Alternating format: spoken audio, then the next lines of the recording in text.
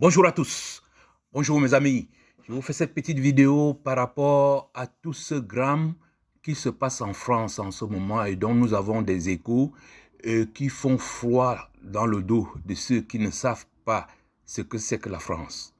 C'est l'occasion pour moi de vous rappeler que le maréchal Idriss Déby Itno avait déjà signalé à la France qu'elle était une pédocratie. Jetons un coup d'œil dans le rétroviseur pour nous rappeler de l'affaire de Lâche de Zoé. Oui, mes amis, le drame de Liana, collégienne de 11 ans, est décrit en France comme une véritable affaire d'État. Certains parlent de drame, de meurtre inacceptable, enlèvement tragique, vive indignation de tout l'ensemble des politiques. D'autres parlent de dysfonctionnement, d'un échec systémique, d'une controverse nationale et des ratés des institutions. Mais ce n'est pas un simple accident. Ce sont des manquements institutionnels et des lacunes institutionnelles, surtout un échec systémique. C'est ceux qui disent ça qui ont raison. Car en tant que Camerounais, mes chers amis, je parle d'un sujet qui nous affecte énormément ici. Car ces pédophiles ont fait du Cameroun leur trophée. Le Cameroun est devenu un pédodrome. Je ne sais pas quelle illustration je peux prendre, mais je vous dis, si vous avez mal à la tête, vous allez voir un médecin. S'il ne vous prescrit pas de violer une petite fille de 6 mois, c'est que ce n'est pas un bon médecin. C'est une caricature comme ça pour vous dire à quel point nous nous trouvons dans ce pays. Une autre illustration, il y a exactement 24 ans et 8 mois de différence entre l'âge d'Emmanuel Macron et de Brigitte Macron. Et vous connaissez la différence entre l'âge du président camerounais et de sa femme? 37 ans. Donc c'est vous dire que ces deux pays-là s'illustrent par des exemples de très haut niveau. Mes chers amis, la France est ce pays où des officiels racontent sur les plateaux de télévision de grande écoute le bonheur de faire l'amour avec des enfants de 6 ans, sans être inquiétés. D'autres racontent leur safari pédérastique et pédophilique à travers le monde dans des livres, en vente libre dans les librairies. Donc, ceux qui disent que c'est manquement institutionnel et surtout un échec systémique ont parfaitement raison. Et le maréchal Idriss Déby Itno, grand ami de la France, l'avait déjà dit aux Français et au monde entier, avec cette opération pédophile de Lâche de Zoé qui s'était passée en 2007. Mais c'était quoi Lâche de Zoé? Faisons un retour sur cette histoire, mes chers amis. C'est-à-dire que suite à l'arrogance des Français sur le tourisme sexuel à travers le monde, ces pédophiles ont été craqués sur tous les continents. Ils seront obligés de se replier sur la France. Dans un premier temps, le gouvernement français va mettre tout en œuvre pour résister à cette vague de pédophiles revenus au pays. C'est alors qu'ils vont avoir une brillante idée d'importer tout simplement des enfants dans leur pays pour se livrer à leur plaisir personnel. Lâche de Zoé sera alors chargé d'exfiltrer illégalement, écoutez-moi bien, 10 000 enfants, disent-ils, du Soudan vers la France. Mais en fait, le but affiché est de rapatrier 10 000 enfants fuyant la guerre au Darfour pour les placer dans des familles d'accueil en France. Une vraie supercherie, car les enquêteurs vont se rendre compte que tous ces enfants-là étaient des Tchadiens et qu'on avait trompé leurs parents pour les enlever. Et vous le savez très bien, je vous dis, sur le plan international, il est interdit de déplacer les enfants sans leurs parents ou sans un accord formel de leurs parents. Or, le gouvernement tchadien n'était pas au courant. Le gouvernement français n'était pas au courant. C'était donc un vrai acte, c'était une vraie opération pour arracher 10 000 enfants africains pour les besoins de ces pédophiles.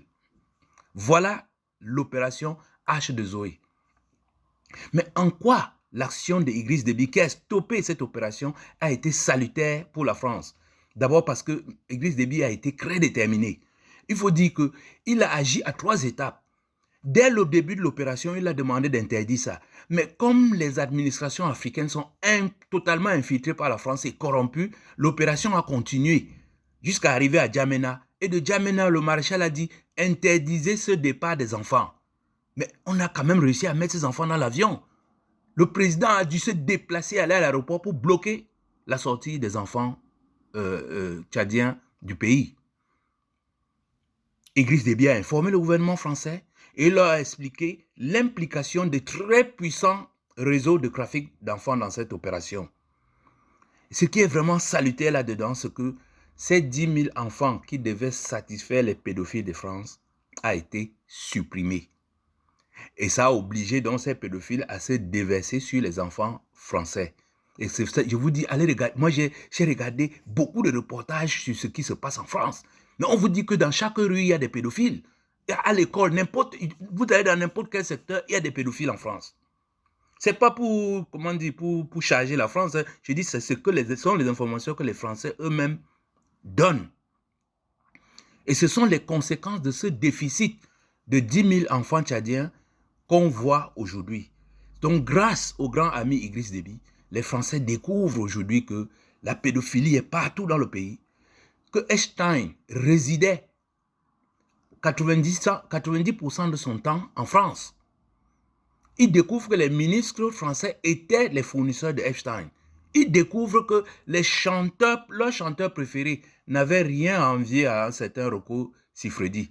Ne me demandez pas qui c'est, je sais que c'est une star qu'on paye pour violer les filles.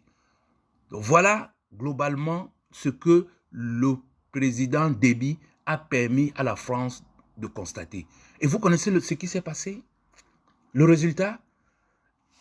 Nicolas Sarkozy est venu lui-même au Tchad prendre ces prisonniers-là, ces pédophiles, mettre dans l'avion et rentrer avec en France. Et arrivé en France, ils ont été graciés. Ils ont été élevés au rang de héros national. Vous voyez pourquoi je vous dis que la France est une vraie pédocratie. C'est l'occasion, mes chers amis, pour terminer, de rendre hommage au maréchal Idriss Déby. C'est un hommage de la France, parce que c'était vraiment un grand ami de la France. Avec Idriss Déby, vous avez la base aérienne de Djamena qui était au service de la France, le pétrole tchadien appartenait à la France, l'armée tchadienne était au service de la France. Ce Tchad-là mettait son budget au service de la guerre que la France menait dans le Sahel. Et surtout, Idriss Déby a toujours dit la vérité à la France. Ça, c'est une marque d'un ami. Parmi les vérités que Idriss Déby a dit à la France, il leur a dit, il faut arrêter cette tutelle militaire. Il faut arrêter ce franc CFA. Il avait même refusé, en claquant la porte d'un sommet à Yaoundé, la dévaluation du franc CFA. Et il avait dénoncé l'infiltration des administrations des pays francophones par la France. Et surtout, le plus important, il a décrié cette pédophilie généralisée qu'il y avait en France. Et pour terminer, mes chers amis, les conséquences, comme on vous le dit, ce n'est que quand vous perdez un bon ami que vous vous rendez compte de son importance. Depuis l'assassinat d'Idriss Déby Itno, qu'est-ce qui est arrivé à la France? Le sentiment anti-français s'est développé, dit Macron. La France a été chassée du Sahel. La base de Djamena a été fermée. La France est rejetée partout dans les pays francophones, au point où aujourd'hui, la France appuie sur le Nigeria, le Ghana et le Kenya, qui ne sont pas des pays francophones. Et surtout, la France est une pédocratie. C'est ce que ce gramme de la petite Liana révèle au monde entier. Mais je dis, les chiffres sont incroyables. La quantité d'enfants violés, mais ça dépasse l'entendement. Adieu à ce grand ami de la France. Mes chers amis, si vous avez un ami qui vous dit la vérité, écoutez-le. C'est un bon ami. Un bon ami, c'est celui qui vous dit la vérité. Et il y a un autre adage qui dit, ce n'est que lorsque vous perdez un vrai ami que vous vous rendez compte de votre perte. Je crois que la France mesure bien aujourd'hui l'impact de la perte de Idriss Déby Itno. Merci de m'avoir écouté et partagé.